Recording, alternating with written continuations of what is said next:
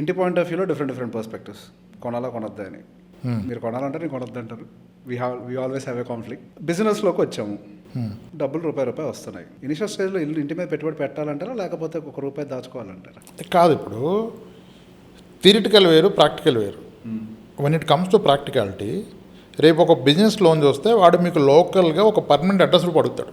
Business loans కూడా మీకు own house ఉంటే క్విక్గా ప్రాసెస్ అవుతాయి. ఓకే. ఇప్పుడు నా బిజినెస్ వాల్యూమ్ బాగున్నప్పుడు వెన్ ఐమ్ మేకింగ్ గుడ్, నేను ఇల్లు తీసుకుంటే లోను దాంట్లో జస్ట్ నామినల్ అమౌంట్ వెళ్ళిపోతుంది. అండ్ నాకు ఏ లోన్ ఇచ్చినా వాడు క్రెడిట్ మేనేజరు ఓన్ హౌస్ ఉంటే క్రెడిట్ రేటింగ్ ఎక్కువ ఇస్తాడు. Okay. Just by civil rating ఎవరు. ఓకే.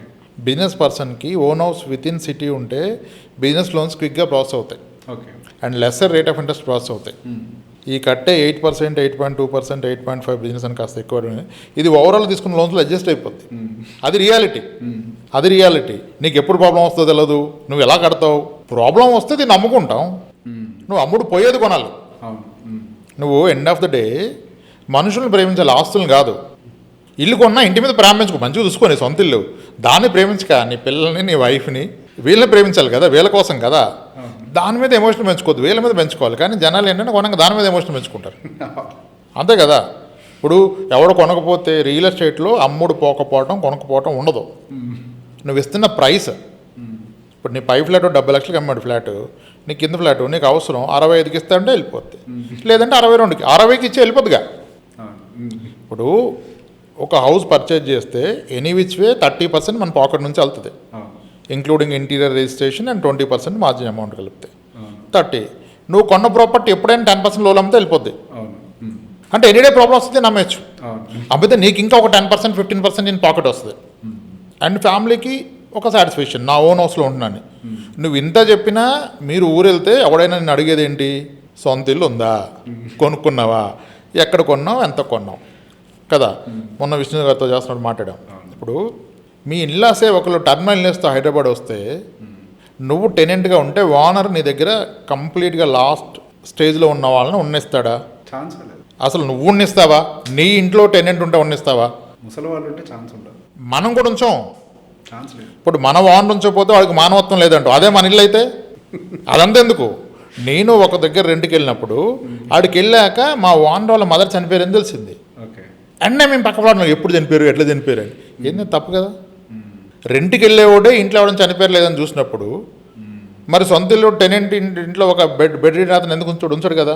మరి ఇప్పుడు అదే రెస్పాన్సిబుల్ సన్ ఇన్ లాగాను నువ్వు సిటీలో ఉండి వాళ్ళు సిక్ అయి వస్తే నీ దగ్గర ఉంచుకునే పరిస్థితులు లేకపోతే నువ్వేం సాధించావు, ఎంత బిజినెస్ మ్యాన్ అయితే మాత్రం. అప్పుడు 41 కొనలేవు కదా మధ్యాహ్నానికి ఇల్లు. సో అంటే దానికి నువ్వు ఎంత బెడ్ చేస్తున్నావు, అగైన్ దట్స్ ఎ క్వశ్చన్. అయితే స్థాయికి మించి కొన్నావా లేదా అనేది, నువ్వు బ్యాంక్ లోన్లో కొంటే నీ స్థాయి అంతా ఇస్తాడు వాడు. నువ్వు స్థాయికి మించి కొనడానికి ఉండదు. When you go through proper channel, bank, non banking ఇంకా వేరే ఫైనాన్స్లో అయితే ప్రాబ్లం. కానీ when you go to banker will take care what is your eligibility, నీ అదర్ లైబిలిటీస్ అంటే అంతా చూసిస్తాడు కదా. That's where I encourage people to buy A house. ఇవి ఇనిషియల్గా నేను కూడా అంత అనుకున్నాను, ఎందుకు అంత డబ్బులు బ్లాక్ చేయడం, అదే చాలా పెరుగుతుంది కదా అని. But when you see practical cases, మా ఓనర్ ఇలా అన్నాడు సార్, చాలా ఇబ్బంది అయిపోయింది సార్. కోవిడ్లో ఉన్న టెనెంట్ బాగోపోతే హాస్పిటల్కి వెళ్తే రానివద్దు, మీరు ఊరు వెళ్ళిపోండి అని చెప్పిన వాళ్ళు కూడా ఉన్నారు. మరి అవన్నీ కన్సిడర్ చేసుకోవాలి కదా. ఎందుకంటే ఇక్కడ మనం ఏం చేస్తున్నాం, ఒక క్లయింట్కి we're not doing a transaction, we're going to hand hold him for the rest of the life. So అప్పుడు మనం అన్ని parameters consider. That's where I ask, మీ మదర్ ఏజ్ ఎంత, మీ ఫాదర్ ఏజ్ ఎంత, ఫాదర్ ఇన్ లా ఎంత, mother in law ఎంత, వాళ్ళ హెల్త్ కండిషన్ ఏంటి, ఆవిడ సిబ్లింగ్స్, మీ సిబ్లింగ్స్ ఎవరు, ఏం చేస్తున్నారు. ఆల్రెడీ మదర్ డయాలసిస్ మీద ఉంది అని చెప్తే నెక్స్ట్ 2-3 ఇయర్స్లో, మేబీ 5-6 ఇయర్స్లో ఆమె ఇంకా వీకెన్ అయితే నువ్వు ఉంచుకోవాలి కదా. మరి అప్పటికి వెళ్ళకపోతే ఏంటి పరిస్థితి. అది చిన్న విషయమా? ఓన్లీ ఫైనాన్షియల్ కౌంట్ చేస్తే కష్టం.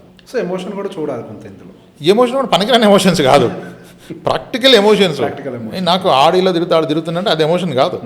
ఒకటి కార్ ఈజ్ మస్ట్, నీ ఫ్యామిలీ కార్ మస్ట్. నలుగురు ఉండి నీకు ఎఫర్టబుల్ ఉంటే కార్ తీసుకో, ఇల్లు తీసుకో, దెన్ లైఫ్ సీరియస్గా స్టార్ట్ అవుతుంది. ఇప్పుడు ఏమొస్తుంది క్వశ్చన్, సార్ ట్రాన్స్ఫర్ అయితే ఇల్లు అంటాడు, ట్రాన్స్ఫర్ అయితే దీన్ని మోసుకొని వెళ్ళవు కదా, దీన్ని రెంట్కి ఇచ్చి ఈ రెంటే వేరే దగ్గర రెంట్గా కట్టు, నీకు పోయేదే ఉంది కదా. నిజంగా నేను చెప్పిన సినారీ అప్పుడు వస్తే ఈ టెనెంట్కి ఫోన్ చేసి చెప్పు, ఇది పరిస్థితి రా నాన్న, నువ్వు వేరే ఫ్లాట్ తీసుకుని వస్తాను నా ఫ్లాట్కి, మా పేరెంట్ తీసుకొచ్చేసి ముందు ఒకటి ఉంటే తర్వాత నువ్వు గేమ్ ఆడొచ్చు. ఇది ఉంటే గ్రోత్ ఆగిపోద్ది, నువ్వు అక్కడ ఉంటావు అంటే ఎవడుండమన్నాడు, దాన్ని ప్రేమించకపోతే వెళ్ళిపోతావు, అంతే కదా. ఇవన్నీ మనం చూస్తాం కాబట్టి డే ఇన్ డే అవుట్ మాట్లాడతాం క్లయింట్స్తో. వాళ్ళ ఛాలెంజ్ చూసాక మన థాట్ ప్రాసెస్ కూడా మారిపోద్ది. Yes, it's not 4 years back నువ్వు చెప్పింది వేరు. అవును 4 years బ్యాక్ మనిషి కాదు నేను. That's we have to accept. నేను ఇంతే పట్టిన కుందేలకు 3 కాళ్ళు అని అంటే అవదు. It's all learning.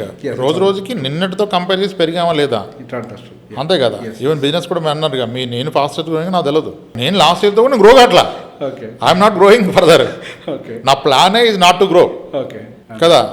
నా ఎంప్లాయీస్ అయినా అదే చెప్తారు. సార్ చెప్పింది లాస్ట్ ఇయర్ చేస్తే చేస్తాను, అంతకుమించి వద్దు. అంతే. You should compare your self with నీతో నిన్ను కంపేర్ చేసుకోవాలి, కానీ ఇంకా వేరే వాళ్ళతో చేస్తే ఎండ్లెస్ కదా. వ్యాపారస్తుడి కుటుంబంలో సహజంగా భయం ఉంటుంది. అప్పులు చేసి వ్యాపారం చేయడం మోస్ట్ కామన్, అదొక ప్యాషన్ కూడా. అప్పు చేసి వ్యాపారం చేయాలన్నది కూడా ఒక మాట సర్క్యులేట్ అయ్యేది మార్కెట్లో. సడన్గా ఇంట్లో ఆ వ్యాపారం చేసే వ్యక్తికి ఏదైనా జరిగితే మా పరిస్థితి ఏంటి అని చెప్పేసి ఇంట్లో ఫ్యామిలీకి కుటుంబానికి చాలా భయం ఉంటుంది. ఏ జాగ్రత్తలు తీసుకోవాలి? జరిగితే కూడా ప్రొటెక్ట్ చేస్తేనే జాబ్లోకి దిగమని, ఏదైనా దిగమంటున్నాం కదా, బిజినెస్ అయినా. నీ ఫ్యామిలీ లైవ్లీహుడ్కి ఇప్పుడు నేను జాబ్ చేస్తాను, జాబ్ వదిలేసి బిజినెస్ చేస్తానంటే జాబ్లో ఉన్నప్పుడే ఎక్కువ ఇన్సూరెన్స్ తీసుకో, టర్మ్ ఇన్సూరెన్స్. జాబ్ నుంచి బిజినెస్కి వస్తున్నావు కదా, జాబే చేయకుండా బిజినెస్ పోతుంటే మోస్ట్లీ వాళ్ళ ఫ్యామిలీ బిజినెస్ ఫ్యామిలీ అయి ఉంటుంది. సో ఇట్లా అప్పుడు అవసరంలా. కానీ నువ్వు జాబ్ నుంచి బిజినెస్కి వెళ్తుంటే, జాబ్లోనే ఉంటే 2 కోట్లు తీసుకోమంటే, జాబ్ వదిలేసి బిజినెస్కి వెళ్తానంటే 5 కోట్లు తీసుకోమని చెప్తాం. బిజినెస్కి వెళ్తే రేపు ఇంకో 3 కోట్లు లైబిలిటీ రావచ్చు నీకు కదా. అప్పుడు ప్లానింగ్ మారిపోతుంది కదా. ముందే నేను ఎక్కువగా అసలు టర్మ్ ఇన్సూరెన్స్ ఎక్కువగా పుష్ చేయను నేను. Reasonable amount for a reasonable tenure.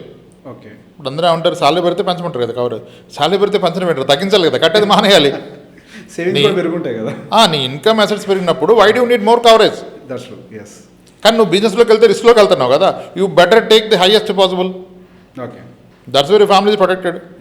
ఏమన్నా అయితే అంటే అయ్యేదాన్ని ఫ్యామిలీ ముందుకు వచ్చి ఆపలేదు కదా, అయితే తర్వాత కూడా చదివించుకుందాం కదా. ఆ ప్లానింగ్ మనం చేస్తాం. హెల్త్ పరిస్థితి ఏంటి? హెల్త్ బిలో 1 crore నేను మాట్లాడిన అసలు కవరేజ్ 1 crore కవరేజ్ ఉండాలి. 95% ఆఫ్ ద పాలసీస్ నేను సేల్ చేసినవి అన్నీ 1 crore coverage last year. 1 crore. So maximum bill ఎంత అవ్వగలుగుతుందో అంతగా తీసుకోవాలి. నాది హయ్యెస్ట్ బిల్ నేను చూసింది 98 lakhs. అబ్బో. 98 lakhs చూసాను నా క్లయింట్కి. విత్ 1 year కాదు, 2.5 yearsలో 98 lakhs అయింది. మేబీ 1 crore అయ్యి ఉండొచ్చు నిన్న మొన్న ఈసారి థెరపీకి వెళ్తే. రీసెంట్ ఇంకొక కేసు వచ్చింది, అంటే blood cancer, leukaemia case. First hospitalisation bill 12.5 lakhs అయింది. ఇప్పుడు వీక్లీ 5 days థెరపీ చేస్తున్నారు, డైలీ 30,000 అవుతుంది. This will continue for next 6 months. అక్కడికి వెళ్ళిపోద్ది బిల్. 60 lakhs వెళ్ళిపోద్ది. సో చెప్తా ఎందుకు 1 crore అంటే నేను చెప్తాను. ఇప్పుడు నేను 98 lakhs అన్న వ్యక్తికి 50 lakhs పాలసీ ఇచ్చాను నేను 2020లో. అయితే 21లో ఐ బిలీవ్ 21లో 50 lakhs పాలసీ ఇచ్చినప్పుడు ఆయన అన్నాడు, సార్ 1 crore 50 lakhs పెద్ద డిఫరెన్స్ లేదు కదా అన్నాడంట. సార్ దీంట్లో నో క్లెయిమ్ అంతా వస్తుంది, చాలా ఇది 1 crore అయిపోతే అని ఇచ్చా. 7th month ఆయనకు లంగ్ క్యాన్సర్ వచ్చింది. ఫస్ట్ అబ్జెక్షన్ వచ్చింది, క్లెయిమ్లో ట్యాకిల్ చేసాం. ఎందుకంటే తీసుకున్నాక కూడా ఆయనకి ఆ లంగ్స్కి ఏదో టెస్ట్ అయింది కోవిడ్ వలన, అదంతా క్లియర్ ఉంది. తర్వాత వచ్చింది కాబట్టి ఇట్స్ ప్రూవెన్, లేదని ఎవిడెన్స్ ఉంది మన దగ్గర. క్లెయిమ్ అప్రూవ్ చేశారు. ఆ క్లెయిమ్ అలా నడుస్తుంది. ఆయన కంటిన్యూస్ ఇమ్యూనోథెరపీకి వెళ్తున్నారు. అది స్ప్రెడ్ అయింది, చేతిలోకి వెళ్ళిపోయింది.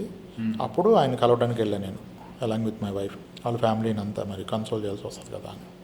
అప్పుడు ఆయన ఒక మాట అన్నాడు, సార్ మీకు గుర్తుందా అన్నాడు. ఏంటన్నా, మీరు 50 lakhs ఇచ్చినప్పుడు నేను 1 crore అడిగాను, ఎంత డిఫరెన్స్ లేదు కదని, మీరే సరిపోద్దని ఆపారు అన్నాడు. ఆయన చాలా క్యాజువల్గా చెప్పాడు.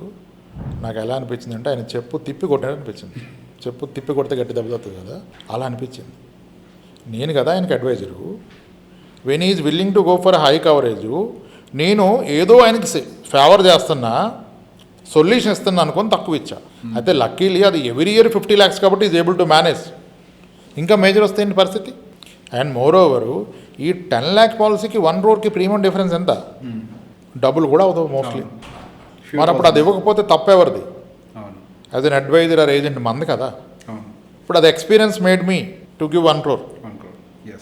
అందరూ 5 lakhs అమ్మినప్పుడు 10 lakhs 20 lakhs అమ్మేది. నేను 50కి వెళ్ళినప్పుడు ఓ గ్రేట్ అనుకున్నాము, 50 అమ్మాక తెలిసింది మనకి అది కాదని. నా I started selling 1 crore policy. So maximum limit ఉండాలి. Uncertainties in business is most common. So protection is needed. ఇక్కడ ఏంటంటే ఒక catch, life insurance is a very simple product. Client పోతే 50 lakhs, 1 crore. ఇన్సూరర్ది లిమిటెడ్ లైబిలిటీ. టర్మ్ 1 crore, మనిషి ఒకేసారి చనిపోతాడు, వాడు 1 crore ఇస్తాడు. సింపుల్. అందుకే term insurance premium is a level premium. The day you enter, whatever I committed, 11,000, 13,000, remain 13,000 till your lifetime. Yes. But health insurance premium is not level premium. It will change. Yes. కదా. Yes. And ఇక్కడ catch ఎందుకంటే 10 లక్షల policy తీసుకున్న వ్యక్తి డయాలసిస్కి వస్తే one time వాడతాడా 10 lakhs? Multiple times. Every year 10 lakhs వాడతాడు. ఇంకా మల్టిపుల్ టైమ్స్. లైఫ్ టైం వాడతాడు. అంటే ఇక్కడ ఇన్సూరెన్స్ రిస్క్ ఎంత? 1000 times అని చెప్పాలి. అది 1 crore అవ్వచ్చు, 2 crores అవ్వచ్చు. లిమిట్ లేదు. మరి ఈ అన్లిమిటెడ్ రిస్క్ని కవర్ చేయాలంటే he has to increase his premium. Yes yes yes. కదా. ఎస్. సో ప్రీమియమ్స్ హెవీగా పెరిగిపోతాయి. ప్రీమియమ్స్ పెరిగితే జనాలకు కోపం వస్తుంది. హెల్త్ కేర్ ఇన్ఫ్లేషన్ అంటే 13% అంటాడు. మరి హెల్త్ కేర్ ఇన్ఫ్లేషన్ 13 ఉంటే నీ ప్రీమియం 13 పెరగాలి కదా. పెరగకపోతే ఒకటి క్లెయిమ్ లెగ్గొట్టాలి. హెల్త్ ప్రీమియమ్స్ విపరీతంగా పెరుగుతాయి. దాన్ని ఎవడ ఆపలేడు. ఈరోజు తక్కువ వస్తుందని గ్యారంటీ లేదు. ఖచ్చితంగా పెరుగుతుంది. ఎంత పెరిగినా క్వశ్చన్ లేదు, కట్టాల్సిందే కదా. ఇప్పుడు 10 lakhs తీసుకున్న వ్యక్తి రేపు జబ్బు వచ్చాక నాకు 20 కావాలి ఇస్తాడా? ఛాన్స్ లేదు. ఇవ్వడు కదా. ఛాన్స్ లేదు. మరి ఇప్పుడు ఆయన ఏజెంట్గా 10 lakhs అమ్మితే మిస్టేక్ ఎవరిది? ఏజెంట్ అవుతుంది. మనం ఆర్గ్యుమెంట్ చేసి ఆయన ఎడ్యుకేట్ చేసి 1 crore ఇవ్వాలి. 10 lakhs అమ్మటం తప్పు. సరే, ఇక ఆయనకి 80% ఎఫర్డబిలిటీ లేదంటే దట్స్ ఓకే. కానీ ఏ మాత్రం అవకాశం ఉన్నా హయ్యర్ రిస్క్ కవర్ ఇవ్వాలి హెల్త్లో. అయితే హయ్యర్ రిస్క్ కవర్ ఇండస్ట్రీలో పుష్ చేయరు. ఈవెన్ ఇన్సూరర్ కూడా పుష్ చేయరు. ఓకే. ఎందుకు పుష్ చేయరు అనుకున్నారు మీరు? వాళ్ళకి రిస్క్ పెరుగుతుంది కదా. ఇప్పుడు 10 lakhs వాడికి ఏదో వచ్చినా 10 lakhs వాడతాడు. 1 crore ఒక పెద్ద జబ్బు వస్తే 1 crore వాడేస్తాడు. ఆడికి risk. At the same time agent కూడా రిస్క్ ఉంది ఇక్కడ. ఏజెంట్కి ఏమవుతుందంటే most of the insurance companies ఈరోజు లాస్ రేషియో ఎంత అయినా చూస్తున్నాయి. ఓకే. అంటే యువర్ కలెక్టెడ్ ప్రీమియం వర్సెస్ నీ క్లెయిమ్. నీ క్లెయిమ్ కలెక్టెడ్ ప్రీమియం కన్నా ఎక్కువ ఉంటే నీ రెన్యువల్ కమిషన్ ఆపేస్తుంది. సో మీరు 1 కోటి రూపాయలు కలెక్ట్ చేసి 1.5 కోటి సెటిల్మెంట్ చేయించారు అంటే 150% వెళ్ళారు కాబట్టి పోయింది. పోయింది. ఇన్నాళ్ళు కష్టం పోయింది. సో ఏజెంట్స్ కూడా ఆలోచిస్తారు, ఎందుకు 1 crore పాలసీ పెద్ద జబ్బు వస్తే వెళ్ళిపోద్ది కదా. ఇప్పుడు పెద్ద 10 లక్షలు అమ్మినా 1 కోటి రూపాయలు అమ్మినా ప్రీమియంలో పెద్ద ఆడలేదు, అంటే కమిషన్లో పెద్ద ఆడలేదు. ఎందుకు రిస్క్? హీఈస్ ఆల్సో హ్యాపీ కదా. That's where people are pushing lower sum insurance. Okay. 5-10 ఇవ్వటం ఏజెంట్గా మనకి రిస్కే. ఓకే. Risk free. హయ్యర్ ఇవ్వటమే risk. But still that is safeguarding clients life. Because and health policies for how much period? Lifetime maybe another 50-60. మీ కిడ్కి next 100 years. 100 yearsకి 10 lakhs దేనికి సరిపోద్ది? 20 lakhs దేనికి? 1 crore కూడా సరిపోదు కదా. ఆయన అక్కడ కూడా ప్రయోజనం లేదు. మ్యాక్సిమం 3 crores ఇస్తున్నారు మోస్ట్ ఆఫ్ ద కంపెనీస్. నేను 3 crores కూడా ఇచ్చాను. ఓకే. 3 crores కూడా ఇచ్చాను. ఓకే. ఇట్లా అంటే ఇదంతా అండర్స్టాండింగ్. డే 1 ఈ నాలెడ్జ్ ఉందా మనకి? ఈ నాలెడ్జ్ ఎంత ఇచ్చింది ఎవరు? Clients situation, scenario, cases. అందుకనే మనం మాట్లాడే విధానం మారిపోతుంది. మన థాట్ ప్రాసెస్ మార్చేస్తారు. మనకి నాలెడ్జ్ ఇస్తారు క్లయింట్స్. చాలామంది క్లయింట్స్ నాకన్నా నాలెడ్జబుల్ క్లయింట్స్ నా దగ్గర ఉన్నారు. చాలా నాలెడ్జబుల్. దే గైడ్ మీ. ఈ స్కీమ్ రైట్ కాదు, రీజన్ ఇది. సో యాక్సెప్టెన్స్ ఉండాలి మనలో కూడా, దాన్ని తీసుకొని. బిజినెస్ మ్యాన్కి ఉండాల్సిన లక్షణం అట్లీస్ట్ నేనున్న బిజినెస్లో, ఈ బిజినెస్లో ఇది ఎందుకంటే హ్యూజ్ సబ్జెక్ట్ కాబట్టి మనం నేర్చుకోవాలి. ఓకే. కుర్రోళ్ళ కోసం, జెన్జీ కిడ్స్ కోసం సహజంగా బిజినెస్లో ఉన్నారంటే పిల్లలు ఎవరు, అటు పేరెంట్స్కి ఏం చెప్తారు? ఆయన ఇవ్వమని ఎవడు అడుగుతున్నాడు? ఎవడు జెన్జీలు ఎవరిదో చూసుకుంటాడు. ఇంకా ఎక్కడున్నారు మీరు? అయినా ఇప్పుడు ఎలా తీసుకుంటే తెలియదు కానీ ఒక 26 ఏళ్ళు 25 ఏళ్ళు వయసు వచ్చిన వ్యక్తి లైఫ్ పార్ట్నర్ని కూడా చూస్ చేస్తుంది. లైఫ్లో ఏం సాధిస్తాడు? డేస్ ఆర్ చేంజ్డ్ కదా. ఇంకా తల్లిదండ్రులే నాకు లైఫ్ పార్ట్నర్ చూడాలి అంటే